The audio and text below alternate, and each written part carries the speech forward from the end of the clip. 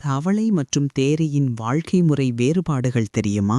தவளை தேரை இரண்டும் ஏறக்குறைய ஒரே மாதிரியாக தோன்றினாலும் அவற்றின் இரண்டுக்கும் உள்ள வாழ்க்கை முறை வேறுபாடுகள் அதிகம். அவற்றைப் பற்றி இந்த பதிவில் காண்போம்.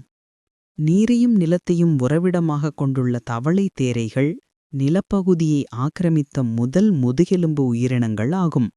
பெரும்பாலான நீர் நில வாழ்வினங்கள் பெயருக்கு ஏற்றாற்போல் இரட்டை வாழ்க்கை நடத்துவது, அதாவது அவை நீரிலும் நிலத்திலும் மாறி மாறி வாழும். இவைபோல் சில முழுமையான நிலத்திலும் சில முழுமையான நீரிலும் வாழ்பவையாகவும் இருக்கலாம்.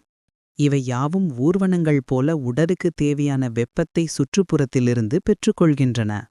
தவளை தவளை பெரும்பாலும் நீர்நிலையை நாடும். மிருதுவான தோல் கொண்டுள்ள தவளைகளுக்கு தாவும் தன்மையும் மிக அதிகம்.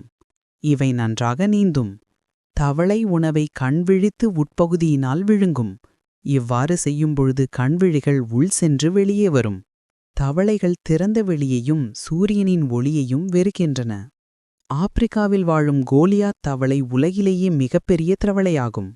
ஒளிமிக்க வண்ணமுடைய சில தென்னமெரிக்க விஷ அம்பு தவளைகள் கொடிய நச்சுத்தன்மை கொண்டது. பிற விலங்குகளுக்கு இது ஓர் எச்சரிக்கையாக உள்ளது.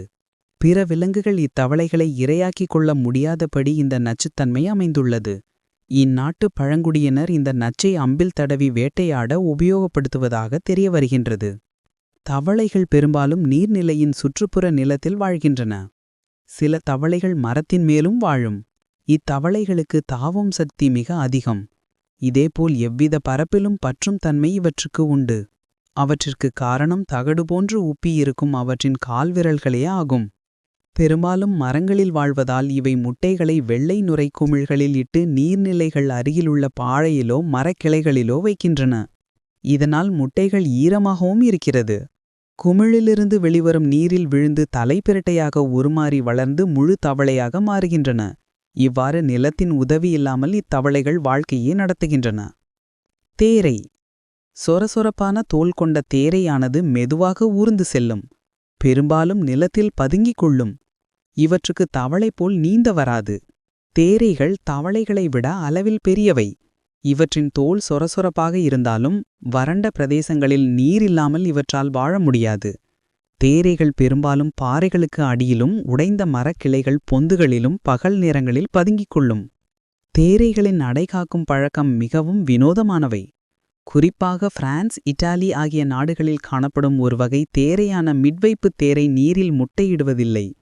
ஆண் தேரையானது கயிறு போல் ஒன்றோடு ஒன்றாக இணைந்துள்ள முட்டைகளை பின்னங்களின் நடுவில் வைத்து சுமார் 1 மாத காலம் அடைகாக்கும். பிறகு முட்டை பொரித்ததும் சிறிய லார்வாக்களை நீரில் சேர்த்துவிடும். முட்டைகள் ஈரமாக இருப்பதற்கு அவ்வப்பொழுது நீர்நிலைகளில் கால்களை கழுவிக்கொள்ளும்.